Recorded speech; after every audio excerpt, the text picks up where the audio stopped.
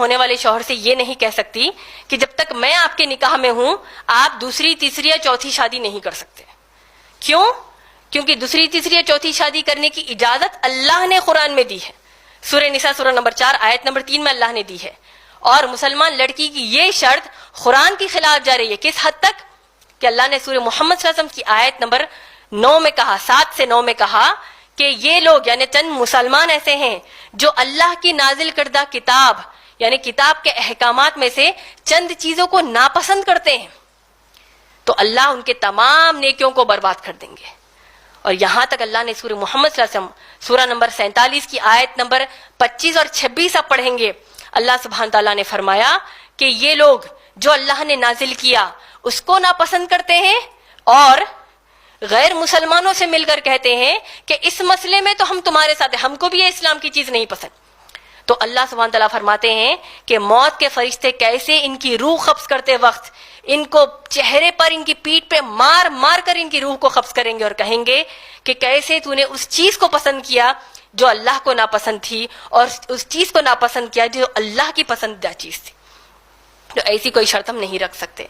اس کے علاوہ صحیح بخاری جلد نمبر 7 حدیث نمبر 5090 میں اللہ کے رسول محمد صلی اللہ علیہ وسلم نے ایک بہت اہم نصیحت نکاح کے تعلق سے کی ہے. وہ کیا ہے کہ کوئی بھی مسلمان مرد نکاح کرنے کے لیے ایک دیندار لڑکی کو چنے گا اور اسی طریقے سے مسلمان لڑکی بھی اگر کسی سے نکاح کرنا چاہے تو کسی دیندار مرد کو چنے گی نکاح کے لیے. میں آپ سب کو بتا دوں میری جو بنیادی قرآن حدیث کی روشنی میں جو تعلیم اللہ نے دی ہے، دینداری سے مراد آپ کس کو لیں گے؟ اس کو آپ بنیادی طور پر معاملت داری سے لیں گے. یعنی ہونے والا آپ کا جو شوہر ہے کیا وہ اپنے ماں باپ کے حقوق ادا کرتا ہے کہ نہیں، اس کے ساتھ ساتھ دوسرے رشتہ داروں کا حق ادا کرتا ہے کہ نہیں، حلال کماتا ہے کہ نہیں، اسی طریقے سے وہ خیرات و صدقات کرتا ہے کہ نہیں، رہن سہن میں سادگی پسند ہے یا نہیں. یہ معلومات کریے، نہ کہ یہ معلوم کریے کہ کتنا کماتا ہے، کون سے جہنمی ہیرو کی طرح لگتا ہے، کتنی پراپرٹیاں ہیں. اس کو ترجیح نہ دیجیے. تو ایک بنیادی بات آپ سب کو بتانی تھی. اس کے علاوہ آپ دیکھیے اللہ کے رسول محمد صلی اللہ علیہ وسلم نے جو مہر کے تعلق سے ہم کو بتایا ہے کہ مسلمان عورت کو جو مہر جو اس پر فرض کیا گیا ہے کہ اس کا حق ہے لینا، لیکن ہم کو قرآن حدیث کی تعلیمات سے یہ سکھایا جاتا ہے کہ آپ مہر کو اتنا بڑا چڑھا کر مت لیجئے کہ رشتہ قائم ہونے کے لیے مشکل پیش آ جائے. یہ بھی ایک چیز ضروری تھی.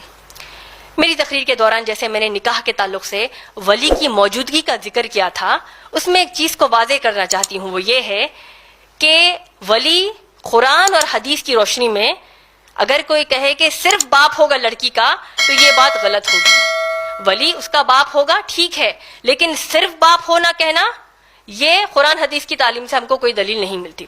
مثال کے طور پر اگر کوئی مسلمان لڑکی اس کا جو مسلمان ولی ہے یعنی اس کا باپ ہے، مسلمان لڑکی کسی مسلمان لڑکے سے نکاح کرنا چاہتی ہے اور ولی جو ہے وہ اجازت نہیں دیتا، نہیں مانتا، تو اسلامی حکومت کے تحت جو قاضی ہوتا ہے یعنی اگر عام اعتبار سے بھی حکومت کے تحت جو قاضی ہوتا ہے وہ لڑکی کے دوسرے لازم شرائط کو پورا کرتے ہوئے نکاح پڑھوا دے گا. کیوں؟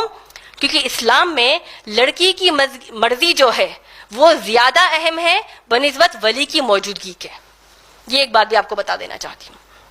اس کے علاوہ اس بات کا بھی خیال رکھیے کہ اللہ سبحانہ تعالیٰ نے سورہ نور کی آیت میں آیت نمبر 33 میں سورہ نور سورہ نمبر 24 کی آیت نمبر 33 میں اگر آپ کسی دیندار سے نکاح کرنا چاہتے ہیں لیکن دیکھتے ہیں کہ وہ غریب ہے، اللہ اس آیت میں فرماتے ہیں کہ تم شادی کرو، تم نکاح کرو، میں تم کو غنی کر دوں گا.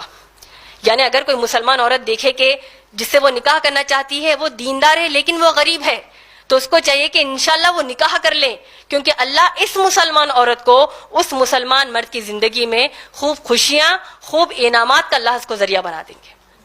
تو یہ انشاءاللہ بات کا لحاظ رکھیے. اسی اعتبار سے جیسے میں نے کہا کہ مہر بڑا چڑھا کر مت لیجیے، جو منیمم مہر جس کو آپ کہہ سکتے ہیں. احادیث میں جیسے لوہے کی انگوٹھی کا ذکر آیا ہے، صحیح بخاری جلد نمبر 7 کے بے شمار احادیث میں آیا ہے. ایک صحابیہ آئی، اللہ کے رسول محمد صلی اللہ علیہ وسلم سے کہا کہ یا رسول اللہ صلی اللہ علیہ وسلم میں آپ سے نکاح کرنا چاہتی ہوں. اللہ کے رسول صلی اللہ علیہ وسلم نے کچھ جواب نہیں دیا.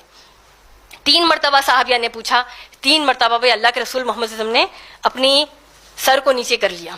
ایک صحابی آیا اور کہا کہ یا رسول اللہ صلی اللہ علیہ وسلم میں اس خاتون سے، اس صحابیہ سے نکاح کرنا چاہتا ہوں. اللہ کے رسول محمد صلی اللہ علیہ وسلم نے آج کی طرح، آج اگر ہمارے ساتھ کچھ ایسا واقعہ پیش آتا تو ہم لڑکی سے پوچھتے کہ جہیز دینے کے لیے کیا ہے. اللہ کے رسول محمد صلی اللہ علیہ وسلم نے صحابی سے پوچھا کہ مہر دینے کے لیے کیا ہے. اور صحابی آپ سوچئے کتنے غریب تھے کہ ان کے گھر وہ جب جا کر ڈھونڈ کر آئے تو لوہے کی انگوٹھی تک ان کے گھر میں موجود نہ تھی. تو اللہ کے رسول محمد صلی اللہ علیہ وسلم نے کتنا پیارا مہر طے پایا کہ جتنا قرآن آپ کو یاد ہے وہ قرآن اس صحابیہ کو یاد دلا دینا نکاح کے بعد، یہی اس کا مہر ہے. تو ماشاءاللہ اللہ کی توفیق سے بھی جب میرا نکاح جناب عمران سے جب ہوا تھا تو میں نے بھی مہر کی یہی مانگ کی تھی کہ وہ مجھے دعوتی کام کے لیے دائی بنا دے الحمدللہ. تو یہ چیز مہر کے معلومات الحمدللہ ہم کو ہو گئے.